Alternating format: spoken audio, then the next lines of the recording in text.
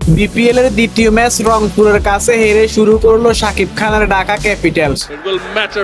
মিরপুরে টস হেরে আগে ব্যাট করতে নেমে নির্ধারিত 20 ওভারে 6 উইকেট হারিয়ে 191 রান সংগ্রহ করেন রংপুর। জবাবে খেলতে নেমে 9 উইকেট হারিয়ে 151 রানের বেশি করতে পারেনি ঢাকা ক্যাপিটালস। 192 রান তাড়ায় যেমন শুরুর প্রয়োজন পাওয়ার প্লেতে সেটাই করলেন লিটন দাস ও তানজিদ হাসান তামিম। প্রথম কয়েক ওভার রয়েস হয়ে খেললেও একটু পর দুইজনেই জড়তা কাটিয়ে বাউন্ডারি বের করলেছেন হতাশা মিটিয়ে। বিনা উইকেটে 65 রান তোলা ঢাকা ক্যাপিটালস ছিল সঠিক পথে। ঢাকা ক্যাপিটালসের শিবিরে প্রথম আঘাত আনেন শেখ মেহেদী। ঢাকা ক্যাপিটালসের প্রথম সাইড উইকেটেই তুলে নেন শেখ মেহেদী।